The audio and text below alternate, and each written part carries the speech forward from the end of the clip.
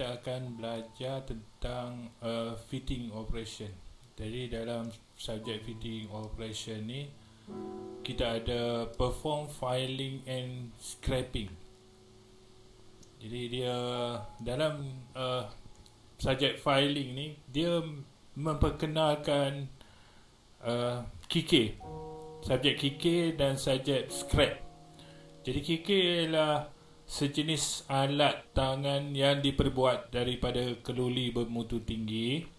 Jadi permukaan KK dibuat dengan cara menghentakkan pahat yang dikenakan pada blank yang telah sepuh lindap terlebih dahulu. Selepas KK habis dipotong, batang KK dikeraskan pada suhu 800 darjah Celsius dan kemudian dilakukan pernormalan dengan larutan khas. Kegunaan KK ialah untuk memotong, menipiskan atau melicinkan permukaan sesuatu komponen atau benda kerja. Jadi proses memotong, menipiskan dan melicinkan dia dinamakan mengikir.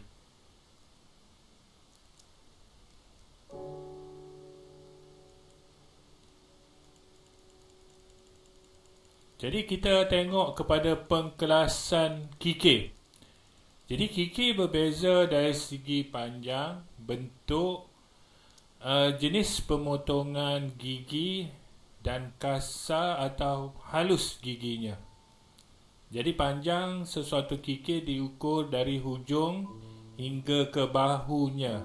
Panjang KK ialah 100 mm hingga 400 mm dengan kadar tambahan 500 mm. Jadi kita tengok pada rajah, kita tengok nombor 1 kita boleh letakkan sebagai hujung KK, yang kedua muka, kemudian yang ketiga bahu, yang keempat panjang puting, dan yang kelima panjang KK.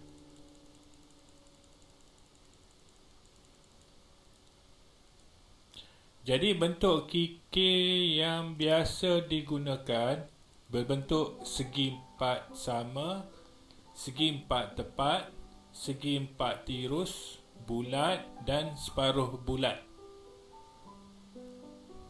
Kemudian kita tengok jenis pemotongan gigi. Jenis pemotongan gigi terdapat 4 jenis potongan gigi KK, iaitu gigi selari. Gigi selari dipotong condong pada sudut 65 darjah hingga 85 darjah pada permukaan KK. KK jenis ini biasanya digunakan untuk kerja-kerja penyudahan. Jadi gigi yang seterusnya ialah gigi bersilang. Gigi bersilang dipotong pada 45 darjah, manakala gigi dongak dipotong pada 70 darjah hingga 80 darjah. KK jenis ini digunakan untuk kerja-kerja am dengan menggunakan KK logam, dapat dibuang dengan cepat. Kemudian kita tengok kepada gigi lengkung. Gigi lengkung digunakan untuk mengikir logam yang lembut seperti aluminium, kuprum, tembaga, kerana kerak-kerak bahan tidak mudah melekat pada gigi KK. Jadi seterusnya gigi lengkung. KK jenis gigi lengkung digunakan untuk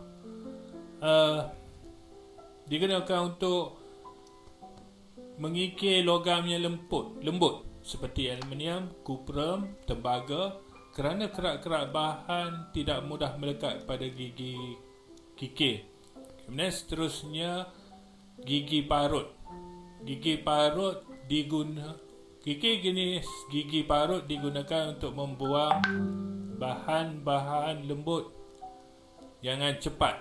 Bahan-bahan yang sangat lembut seperti timah dan kayu boleh dikikir dengan gigi parut. Bentuk gigi ini membolehkan bahan dipotong keluar dengan mudah.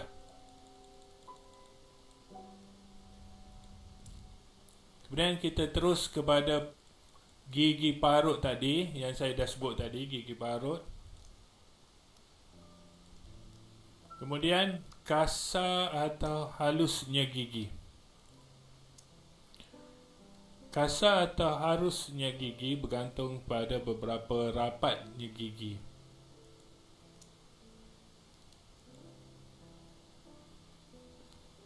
Gigi tersebut dipotong pada permukaan kikir. Jadi grade kehalusan gigi kikir boleh dikelaskan seperti berikut. Yang pertama paling kasar, kemudian kasar, kemudian sederhana halus, kemudian sangat halus. Kemudian kita terus kepada bilangan gigi. Banyaknya gigi kikir untuk satu-satu grade kikir bergantung pada panjang kikir. Jadi jadual di bawah ini menunjukkan bilangan gigi pada gigi kikir dikira pada jarak 1 cm. Jadi gigi kikir yang lebih halus dikelaskan mengikut nombor, iaitu 0, 1, 2, 2 hingga 8. Nombor 8 menunjukkan gigi yang paling halus. Jadi grade nombor 8 ni biasanya merujuk kepada jenis gigi yang paling halus. Jadi panjang kikir biasanya kita boleh tengok dari jadual ni.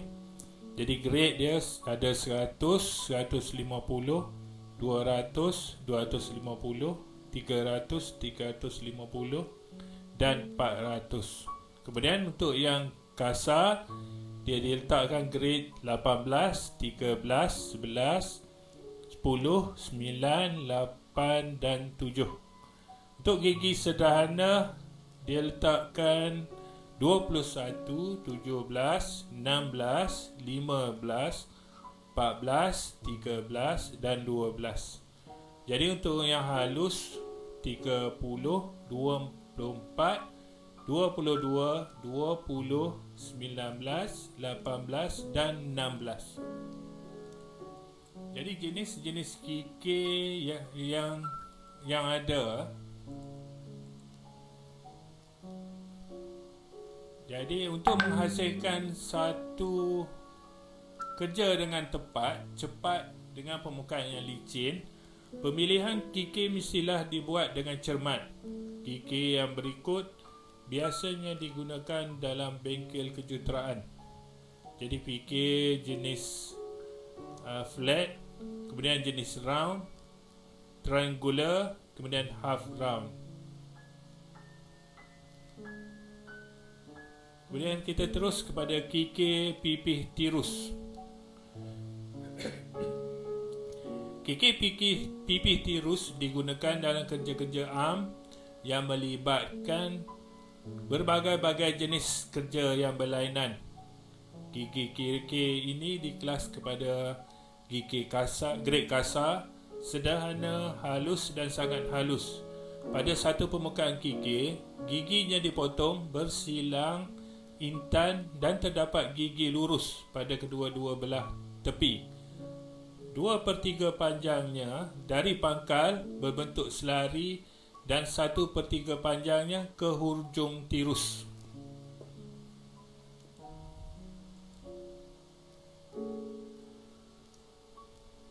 Kemudian kita tengok kikir pipih kasar. Kemudian kikir jenis ni digunakan untuk kerja-kerja pemudahan rata. Salah satu daripada tepi kikir tersebut tidak ada gigi dan tepi disebut tepi selamat. Tepi selamat digunakan semasa mengikir tepi penjuru dalam. Grade kikir pipih kasar terdiri daripada grade kasar hingga halus. Dan seterusnya kita tengok belah rotan. Kikir belah rotan. Kikir belah rotan digunakan untuk menyudahkan bahagian-bahagian tepi yang telah siap. Gigi pada permukaan yang rata berbentuk wajik dan gigi pada permukaan yang melengkung berbentuk silang. Gigi kikir ini digradekan kepada kasar dan sangat halus.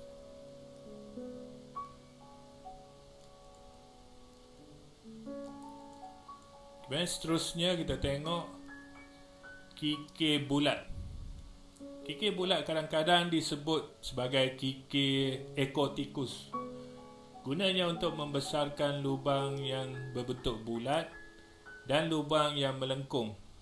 Grade kikir ini terdiri daripada kasar hingga yang sangat halus.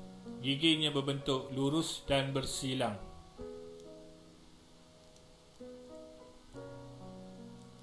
Kemudian seterusnya kita tengok pada kikir segi empat sama. Kikir segi empat sama digunakan untuk membesarkan lubang yang berbentuk segi empat sama secara kasar. Kikir ini boleh digunakan untuk mengikir lurah atau alur berbentuk segi empat sama dan juga berbagai-bagai bentuk sudut pada sesendal. Kikir ini digradekan kepada kasar hingga sangat halus. Seterusnya kita tengok kikir segitiga. Jadi kikir segitiga digunakan untuk mengikir sudut-sudut yang tajam. Ia digunakan untuk membersihkan penjuru yang bersudut. Giginya yang bersilang dan terdapat grade kasar yang sangat halus.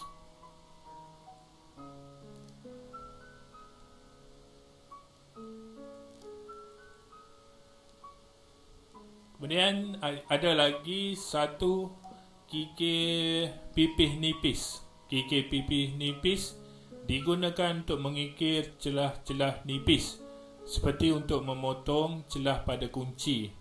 Jadi kikir ini tirus pada hujung tetapi tebalnya pada keseluruhan panjangnya. Kikir ini jenis ini terdapat dengan panjang terhad iaitu ada yang 100 meter, 150 meter, 200 meter dan giginya bersilang dan grade-nya dari kasar hingga halus.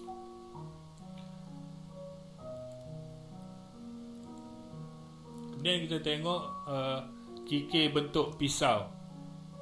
Kikir berbentuk pisau digunakan untuk menajamkan gigi yang terdapat pada gergaji dan alat-alat pemotong. Bentuknya sama seperti pisau yang bergrade 15. Grade-nya juga daripada kasar hingga halus. Kemudian kita terus kepada kikir jarum. Kita tengok pada kikir jarum. Kikir jarum biasanya digunakan terdapat dalam bentuk satu set. Satu set mengandungi 4 hingga 12 jenis kikir. Kikir ini boleh digunakan untuk kerja-kerja penyudahan selepas sesuatu benda kerja itu di mesin. Kikir jenis ini digunakan oleh tukang pembuat jam dan kikir pembuat acuan. Grade-nya dikelaskan daripada 0, 1, 0, 0, 0, 1, 2 hingga 6. Jadi nombor 6 adalah kikir yang paling halus. Kikir jarum terdapat dalam 3 saiz iaitu 100, 140 mm dan 160 mm.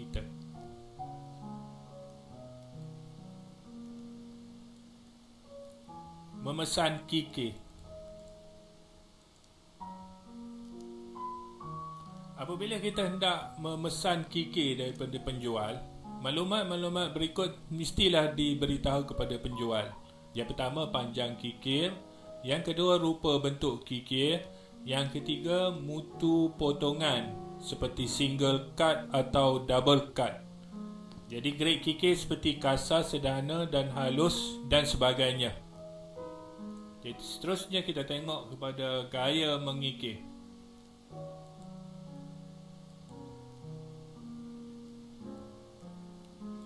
Mengikir memerlukan kemahiran yang sangat tinggi. Jadi seseorang jurugegas bukan sahaja boleh mengikir dengan tepat, tetapi juga boleh membuat pemasangan, benda kerja dengan menggunakan alat tangan. Semasa mengikir, perkara-perkara berikut perlu diberi perhatian. Yang pertama, gaya mengikir yang betul adalah penting apabila mengikir. Semasa berdiri, kaki hendaklah renggang. Kaki kiri berkehadapan dan kaki kanan terletak kira-kira 45 cm hingga 50 cm ke belakang. Jadi tinggi benda kerja mestilah sesuai supaya kerja mengikir dapat dilakukan dengan berkesan. Ketinggian yang sesuai ialah jenis lebih kurang 100 cm, jadi 1 meter ketinggian untuk mengikir. Semasa mengikir, tekanan kikir pada benda kerja dan gerakan tangan dan badan seperti dirajah di bawah. Tekanan dikenakan semasa kikir itu disorongkan ke hadapan. Lepaskan tekanan jika tekanan dikenakan semasa kikir itu ditarik ke belakang. Jadi bila kita tarik ke belakang, kita kena lepaskan tekanan kikir itu supaya dia memang bila tarik ke belakang dia tak makan dah.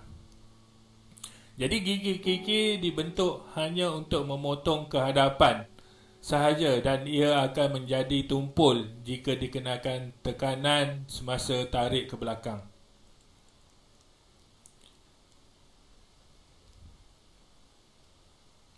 Jadi gaya mengikir juga boleh disesuaikan mengikut kedudukan benda kerja semasa jenis benda kerja.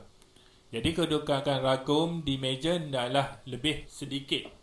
Jadi 3 inci hingga 4 inci daripada para siku.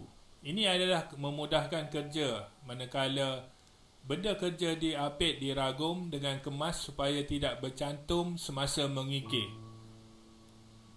Jadi gaya dan kerja mengikir bergantung pada cara mengikir yang dilakukan, sama ada mengikir biasa, mengikir berat ataupun mengikir rata dan mengikir jitu. Jadi rajah di bawah menunjukkan 4 cara mengikir dan gaya memegang pengikir. Jadi mengikir biasa, mengikir berat, mengikir rata, kemudian memikir jitu. Jadi mengikir biasa untuk kita biasanya lakukan untuk kerja-kerja am. Mengikir berat untuk membuang logam yang banyak daripada benda kerja. Mengikir rata ialah mengikir permukaan rata. Mengikir jitu ialah untuk mengikir benda-benda yang jitu.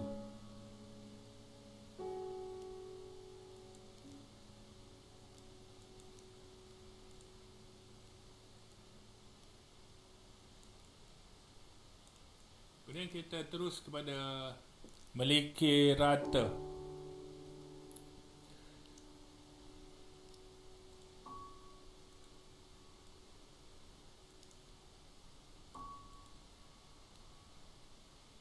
Semua mengikir rata permukaan yang